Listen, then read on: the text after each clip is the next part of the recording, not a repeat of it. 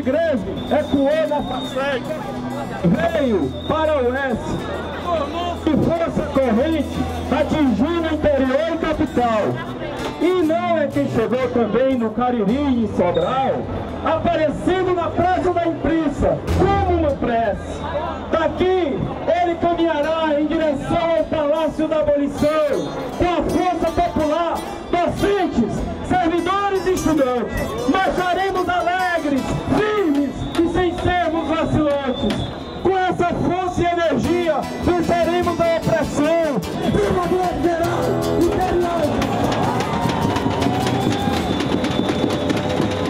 greve geral interior! Quem não pode com a formiga não assaia o formigueiro. Quem não pode com a formiga não assaia o formigueiro. Quem não pode com a formiga não assaia o formigueiro. Fiquem por perto, se sesque, se duba, se nunca. Fiquem por perto.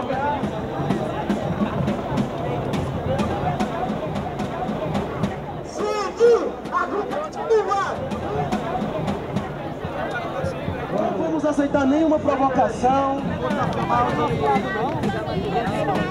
Deixa o governador de lado. Que a comunidade saiba, nós temos uma carência de 295 professores. Deixa só calma, não foi nada, calma aí. A nossa relação de funcionário público com o governo do estado é uma relação muito difícil, né? E aí surge, né, a seção sindical do Andes com essa perspectiva que era a defesa da autonomia universitária, né? E a gente dizia, né, em defesa de uma universidade pública, gratuita, de qualidade, socialmente referenciada, né? E aí nós vamos encontrar muita dificuldade em organizar esses professores, porque muitas vezes eles são fiéis a uma indicação, a indicação política. Não tinha dinheiro, a gente tinha que fazer os cartazes por conta própria, eu mesmo fiz vários cartazes com o meu próprio salário, eu mesmo tinha que pregar esses cartazes. Às vezes até eu colocava os cartazes ou as convocações das assembleias nas mesas dos professores, porque em algum momento ele ia ver. E esse movimento ele ganha na Fafidam em particular um corpo muito grande, que é a ideia da organização docente, da organização discente, uma integração muito grande, né, uma mobilização muito grande com os estudantes, né, já de partida. Essa gestão foi uma gestão em que estávamos eu, o Martins, vinha da outra gestão também a professora, que nessa época assim, deu muito fôlego ao sindicato, ajudou muito, foi a professora Neuma Lopes, né, muito comprometida com o funcionamento do sindicato. E essa gestão ela é muito importante por uma razão, sabe, Sandra? Nessa gestão nós realizamos aquela legendária greve de 2005. Foi a primeira greve ocorrida na UES em toda a sua história. Convocamos uma espécie de ocupação do campus de Itaperi com alunos e professores também vindos do interior, né? E fizemos uma assembleia. Aí tinha um professor na época que nos acompanhava, que nos ajudava, e que nessa assembleia estava assim um pouco atrás de mim, acho que o Martins estava junto também. Aí ele me puxou assim e disse assim: propõe a greve. Se tu não te propuser a greve agora, nós não fazemos mais a greve. Ou é agora ou é nunca. Propõe a greve. Eu nem pensei muito, peguei o microfone, pessoal, quem é a favor da greve? Aí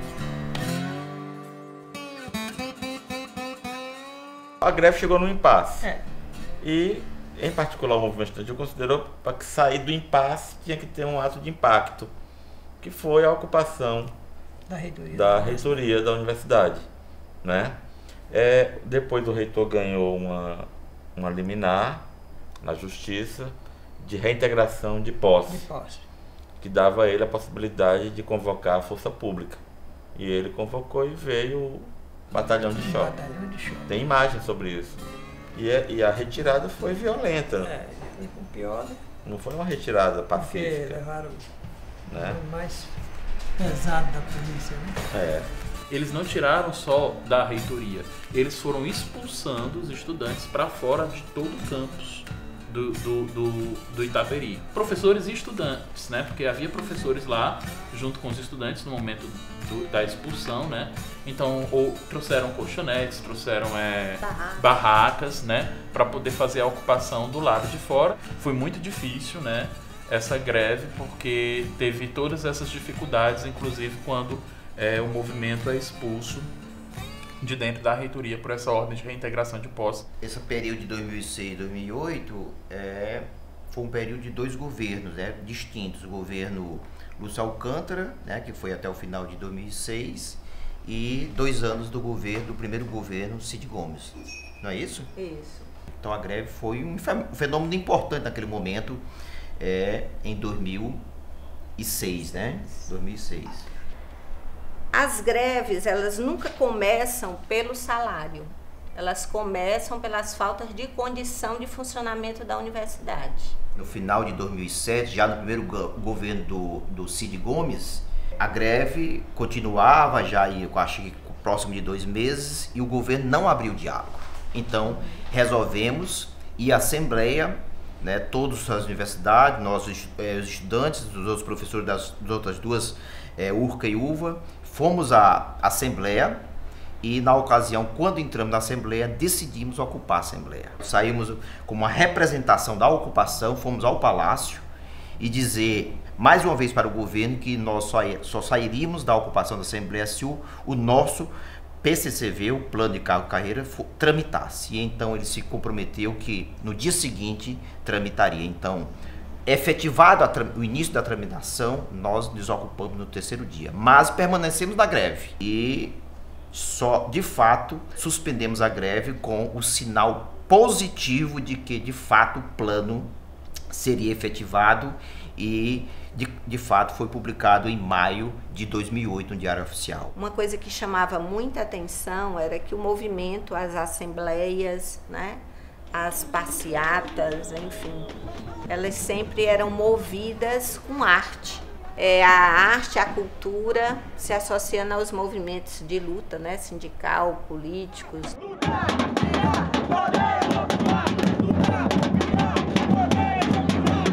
A gente convivia nas universidades estaduais com uma fuga de professores, né, que tentavam concurso em outras instituições ou se não estavam procurando outras oportunidades, né, abandonando a profissão, inclusive docente, e a aprovação do plano de carreiras e vencimentos foi uma espécie de retomada da autoestima dos professores das universidades estaduais. Foi muito importante naquela ocasião a articulação que a gente passou a fazer no Fórum das Três, né, com o próprio Andes, participando dos congressos, dos encontros regionais. A gente sempre se preocupou, desde o primeiro momento, com a universidade pública de qualidade, né, gratuita, né, com as condições de trabalho, com a democratização. Então, isso demonstra, por exemplo, o quanto é fundamental, né, o papel dessa seção sindical, inclusive para a existência da própria universidade como patrimônio público, né, e uma instituição que está a serviço basicamente da classe trabalhadora. Há 3 meses da gente entregar a gestão, nós organizamos talvez o penúltimo ato, que foi na Secretaria da Copa, que funcionava ali no Castelão. A ideia era ocupar a Secretaria da Copa para, a partir daí, forçar o secretário da Copa, o secretário especial da Copa, a marcar a audiência do governador Cid Gomes.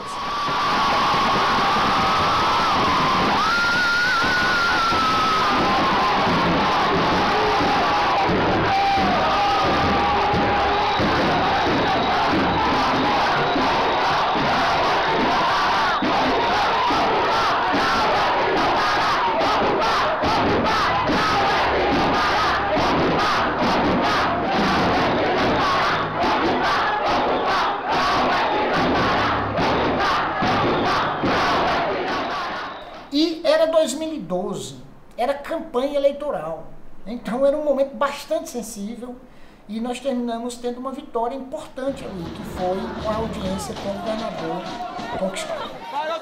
aqui, ó. Tá chamando. Alô, Cid! Cid, eu tô sem.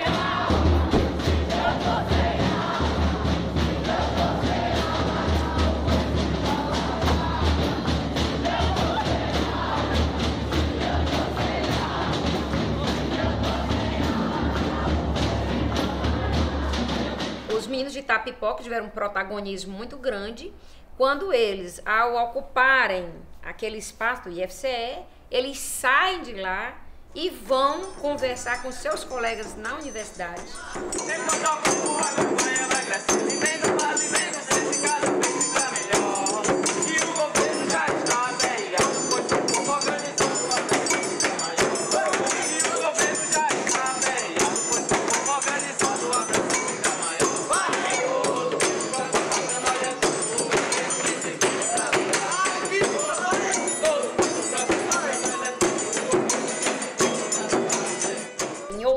Né, teve uma assembleia histórica, né, que teve, me parece, mais de 3.000 alunos, onde foi decretada uma greve estudantil.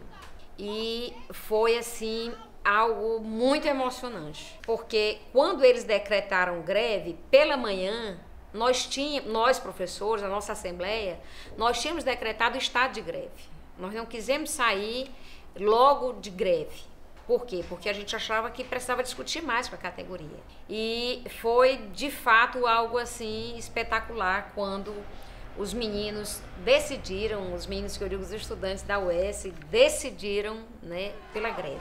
Porque ecoou um som de greve geral, interior e capital. Greve geral, interior e capital.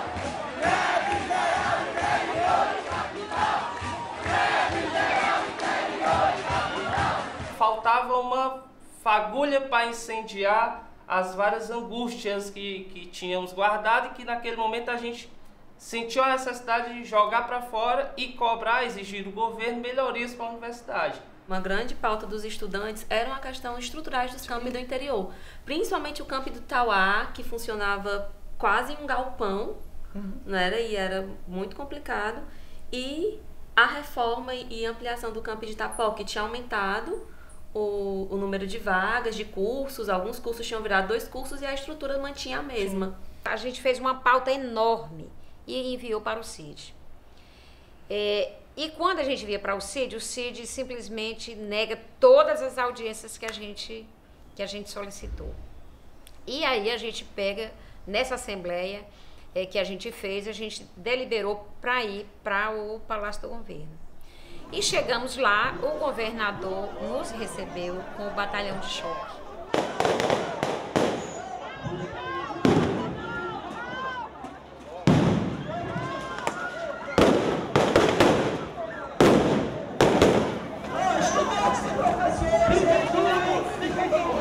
Quem tem vinagre aí, tem? Aqui, ó. É aqui vinagre, não.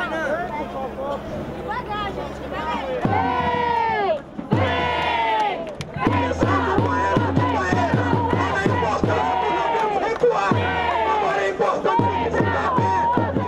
Nós não viemos aqui para provocar ninguém. Nós viemos aqui para negociar com o governo do estado, que tem negado sistematicamente a negociação comum. A ditadura já acabou! Eu chamo assim, de respeito professor, a ditadura já acabou! Estão falando de respeito professor!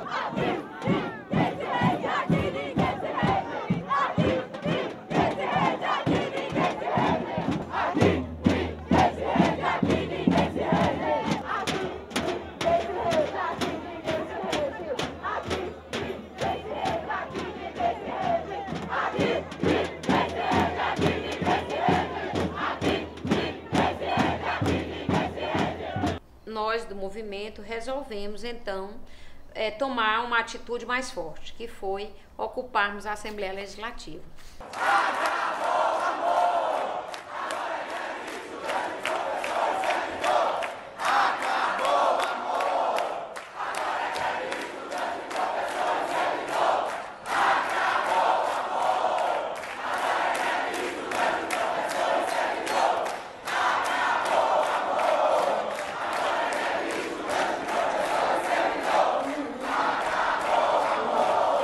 9 dias de ocupação.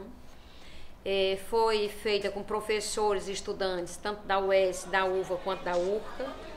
Estavam lá também servidores técnico-administrativos das universidades e também muitas pessoas que nos apoiaram. Quando era noite, a gente escutava as botas da tropa de choque que ia entrando na Assembleia Legislativa e fazia isso, era uma coisa ritualística. Toda noite eles entravam batendo as botas e iam lá para o subsolo da Assembleia Legislativa. E pela manhã eles faziam a mesma coisa. Quando eles iam sair, iam batendo botas como se fosse aquilo um exercício para saber se nós realmente estávamos dispostos a resistir até o final. E nós resistimos até o final. Eu digo uma coisa a vocês: nenhuma universidade isoladamente, nenhuma seção individualmente conseguiriam o que nós conseguimos graças a essa ação conjunta das 3 seções.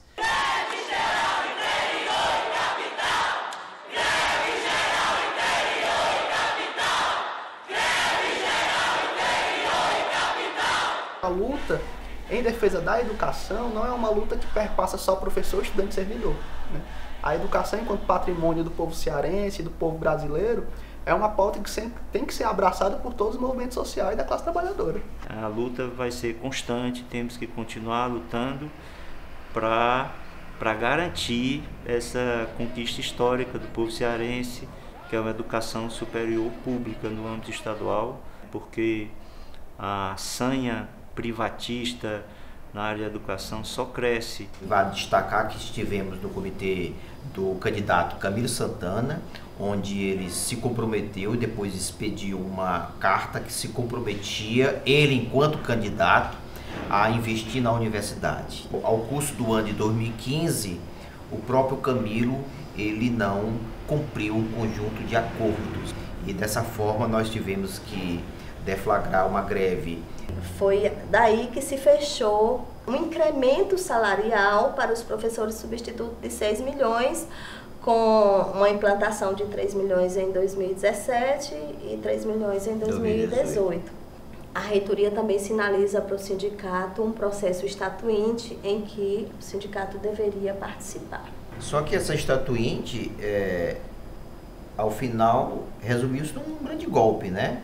Mas nesse processo estatuinte que a gente perdeu, mostrou também como a Sindues se coloca no lugar de defesa da universidade pública e gratuita. É um sindicato de luta mesmo, porque a gente não consegue baixar o nosso perfil no sentido de estar na luta, de estar na resistência, mesmo entendendo que hoje está grave a situação. Nessa conjuntura, quando a gente assumiu, a gente já dizia, né, que o nosso desafio principal era fazer trabalho de base e fazer formação para os docentes. E essa que é a importância do nome Resistência e Luta. Isso. Ele é muito simbólico. A gente está resistindo, a gente está lutando, a gente vai para as reuniões. Agora, o que mais a gente pode fazer, né? Eu acho que a representação local é muito importante também. Então acho que o desafio é justamente a gente aproximar esse diálogo, né? Porque aí não são apenas aqueles sujeitos que já vêm com a história de luta, mas você acaba envolvendo outros, né?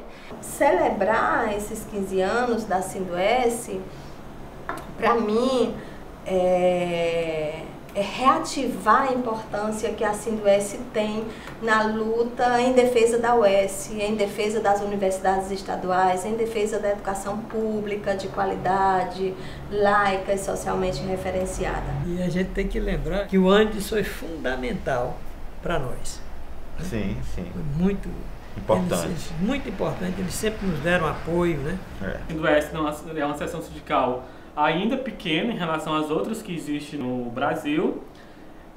Então a gente só tem uma sala, por exemplo, um computador e eu como funcionário. Ter o Sindues, ter o Andes nacionalmente, sempre foi algo assim, muito importante e motivo de muito orgulho e de alegria da direção da CSP com Lutas. A importância desse sindicato na mobilização pelo direito à universidade pública. Esse é um direito que o MST tem perseguido. A categoria docente da UES, né, os professores e professoras, em várias situações, né, em greves, manifestações, posições públicas, tem se pautado com muita combatividade, Isso é muito importante no momento em que falta, inclusive, numa parcela do sindicalismo brasileiro, combatividade. Nessa discussão, tanto da política mais ampla como da pauta concreta da luta da categoria, o SINDUES faz o seu papel de sindicato de luta. O meu ingresso na universidade como professora efetiva é um resultado, inclusive, de uma luta encampada pela SINDUES na década de 2000, que realizou um conjunto de greves entre 2005 e 2007, que tinha como uma das principais pautas lá em 2005 a contratação de professores efetivos para a universidade. E a universidade deve muito, como instituição, deve muito a essa história do SINDUES. A universidade, ela mais do que nunca, ela deve desejar longos anos a seção sindical do Andes na UES. Não vamos dar trégua às elites dominantes do nosso Estado, que não valorizam a educação pública, as universidades públicas,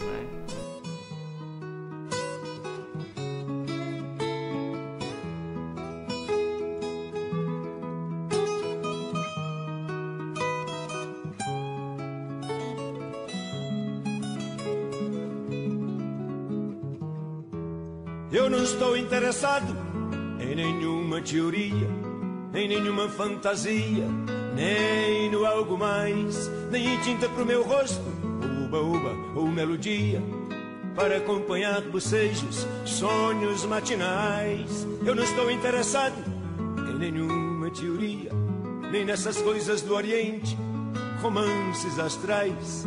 A minha alucinação é suportar o dia a dia, e meu delírio é experiência com coisas reais.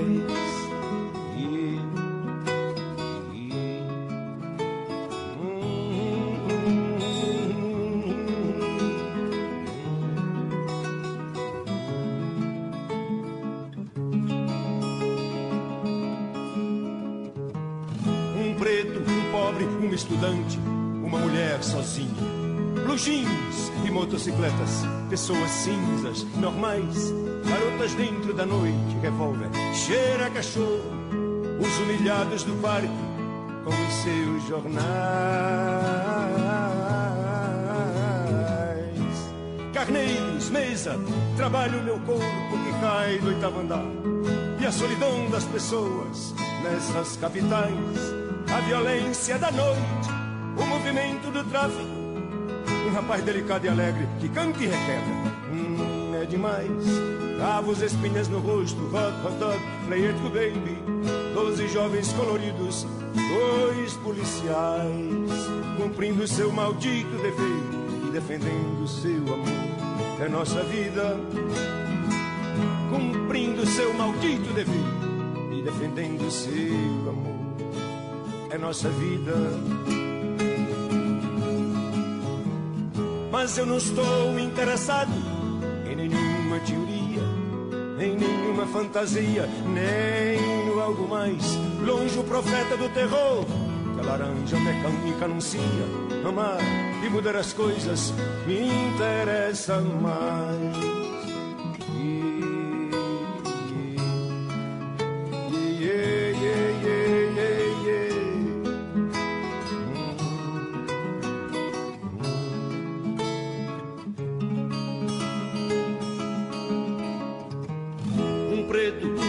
Uma estudante, uma mulher sozinha, blue jeans e motocicletas, pessoas cinzas normais, garotas dentro da noite, revólver, cheira a cachorro, os humilhados do parque com os seus jornais,